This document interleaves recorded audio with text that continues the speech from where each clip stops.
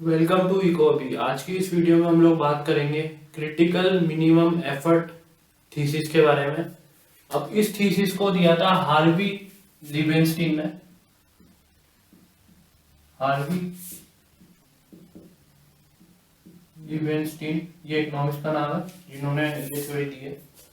तो इस थ्योरी का मेन पॉइंट ये है कि एक जो अंडर डेवलप्ड कंट्री है उसको एक लेवल ऑफ इन्वेस्टमेंट करना पड़ेगा।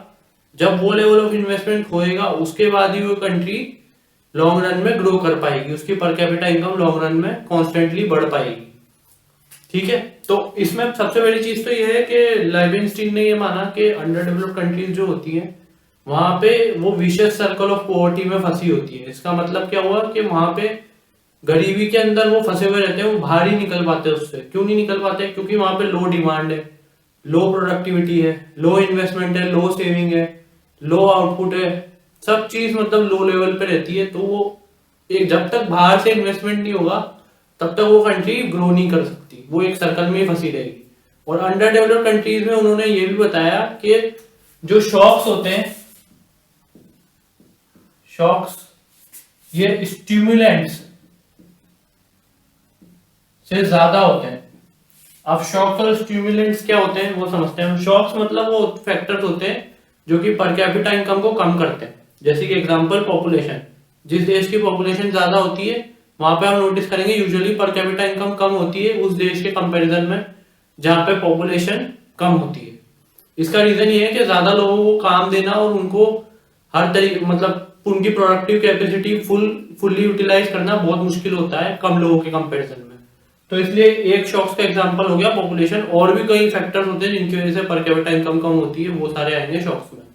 और दूसरे होते हैं स्टिमुलेंट्स। स्टिमुलेंट्स मतलब वो आप समझते हैं, स्टिमुलेंट मतलब जैसे हम बात करें कॉमन टर्म्स में तो स्टिमुलेंट मतलब जैसे हम चाय पीते हैं तो उसमें निकोटीन होता है, वो स्टिमुलेंट है, उससे हमारी अलर्टनेस बढ़ती है, ब्रेन फंक्शन बढ़ता है।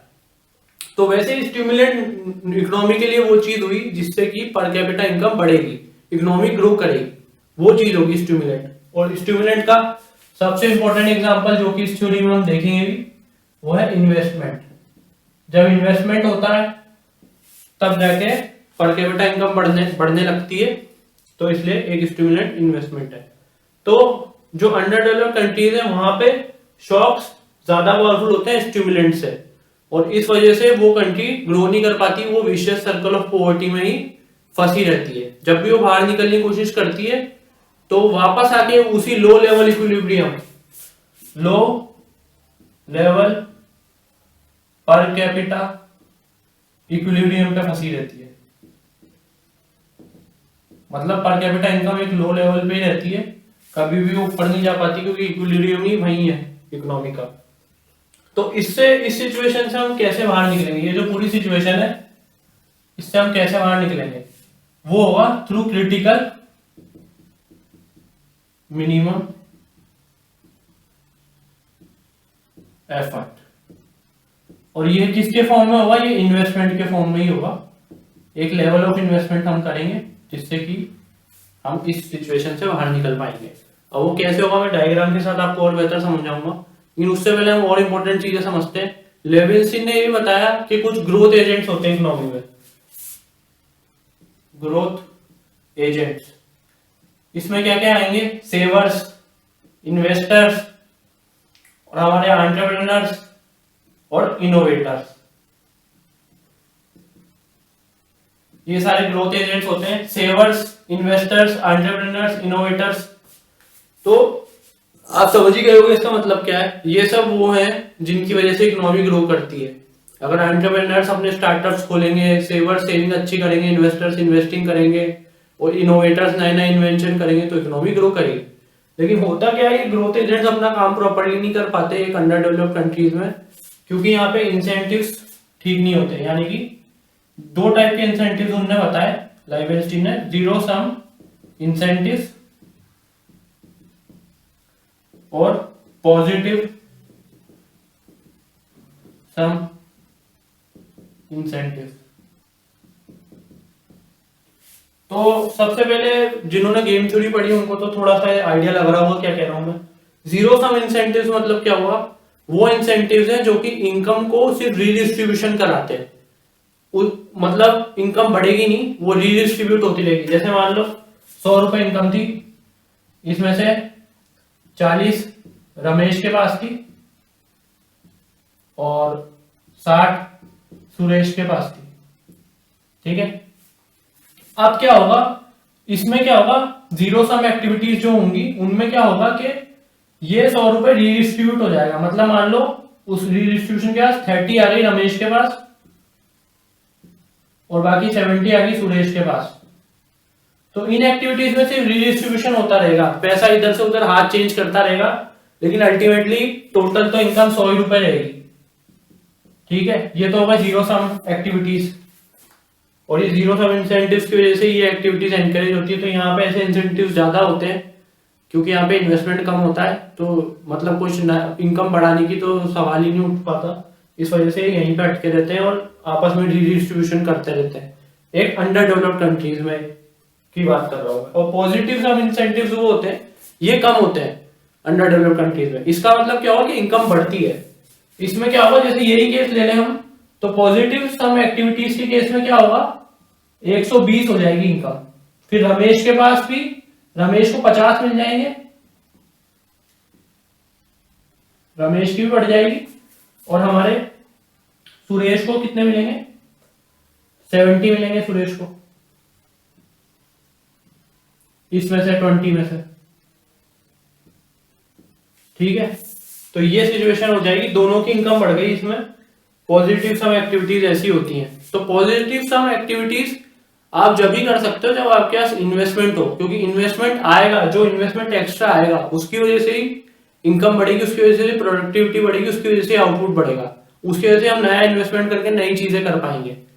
तो इसलिए जो अंडर डेवलप्ड कंट्रीज है वहां पे ये ज्यादा होते हैं जीरो सम इंसेंटिव्स और जीरो सम एक्टिविटीज, और ये कम होते हैं पॉजिटिव सम इंसेंटिव्स और एक्टिविटीज। तो कैसे करेंगे फिर हम इसको मैनेज, तो जैसे मैंने आपको बार बार बताया, इन्वेस्टमेंट करना पड़ेगा। तो जैसे हम क्रिटिकल मिनिमम एफर्ट लगाएंगे, जैसे हम एक लेवल ऑफ इन्वेस्टमेंट करेंगे, तो फिर क्या होगा, ये जीरो सम इंसेंटिव्स तो डिस्करेज हो जाएंगे, ये गिरने लगेंगे और पॉजिटिव सम इंसेंटिव्स बढ़ने लगेंगे।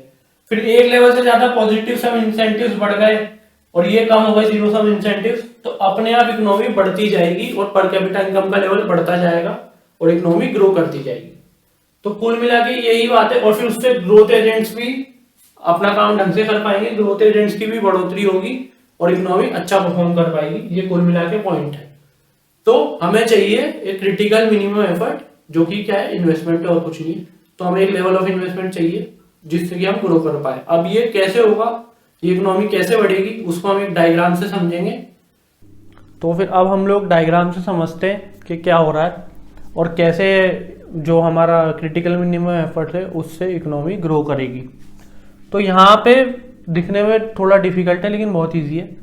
देखें अब यहाँ पे पहले तो per capita income and induced income declines हमने वाई एक्सिस पे बता रखा है, और per capita income and induced income growth हमने एक्स एक्सिस पे बता रखा है। ग्रोथ और डिक्लाइंस आप समझ ही गए आसानी से क्या है इसका मतलब।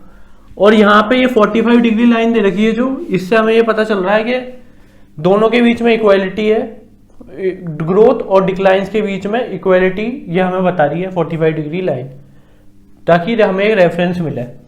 तो यहाँ पे आप देखें जो ब्लू वाली लाइन है, ये जो ब्लू वाली लाइन है ये हमें बता रही है इनकम जनरेटिंग फोर्सेस, और जो रेड वाली लाइन है जो ऐसे जा रही है ये हमें बता रही है इनकम डिप्रेसिंग फोर्सेस, ठीक है। तो अब यहाँ पे आप देखें स्टिमुलेंट्स की वजह से क्या होगा, जैसे स्टिमुलेंट्स बढ़ेंगे, जैसे इन्वेस्टमेंट बढ़ेगा इकोनॉमी में, तो ये OQ लेवल जो इनिशियल लेवल था हमारा इक्विलिब्रियम का, जिस लेवल पे पर कैपिटा इनकम थी, यहां से OQ से बढ़ के OM पे चली जाएगी, ठीक है। पर कैपिटा इनकम बढ़ गई, OQ से OM पे चली गई, ठीक है। तो जैसे ही OM पे जाएगी वैसे ही जो पर कैपिटा इनकम का लेवल है वो NA से बढ़ेगा, ठीक है। पहले जो लेवल था उससे NA से बढ़ जाएगा, इतना इंक्रीज हुआ, ये आपको दिख रहा होगा, ये जो है ये इंक्रीज है, ठीक है। NA ये पर कैपिटा इनकम के लेवल में वृद्धि होगी, इंक्रीज होगा, ठीक है। अब यहां पे आप देख सकते हैं, इसको भी कुछ नाम दे देते हैं हम, J नाम दे देते हैं इसको, J, ठीक है, ये J है ये पॉइंट, ठीक है। तो आप यहाँ पे देख सकते हैं, ध्यान से अगर आप देखेंगे तो ये जो हमारे स्टिमुलेंट्स हैं ये कितने हैं, जे ए, इतने ही स्टिमुलेंट्स हैं, ठीक है। 45 डिग्री लाइन से हम मेजर करेंगे, जे ए ये स्टिमुलेंट्स हैं, ठीक है, इकोनॉमी में इस टाइम पे, इस लेवल पे पर कैपिटा इनकम के। और जे बी ये क्या है, ये हमारी शॉक्स है, यानी कि स्टिमुलेंट से मेरा मतलब क्या हुआ, इनकम जनरेटिंग फोर्सेज है। और ये जो जे बी है ये इनकम डिप्रेसिंग फोर्सेज है, ये शॉक्स है, ठीक है। तो ये जे ए से, जे ए जो है इस डायग्राम में वो छोटा है जे बी से, तो उसका रिजल्ट क्या होगा, रिजल्ट हम सब जानते हैं क्या होगा, जैसा कि मैंने आपको पहले भी समझाया था कि जब ये सिचुएशन आएगी तो वापस से इकोनॉमी फॉल बैक होगी, वापस से जो पर कैपिटा का इनकम है, इनकम का जो लेवल है वो गिरेगा, क्योंकि शॉक्स ज्यादा है स्टिमुलेंट से। तो यहां से ए पॉइंट से चालू करके हम बी पॉइंट पे आएंगे, फिर बी से सी पे आएंगे, फिर सी से डी पे आएंगे और वापस ई पे आ जाएंगे जहां से हमने चालू किया था। तो कुल मिला के बात क्या हुई कि इकोनॉमी घूम फिर के उसी लेवल पे आ जाएगी जिस पहले लेवल पे थी, जो इनकम का पहला लेवल था उसी लेवल पे इकोनॉमी आके अटक जाएगी एक तरीके से।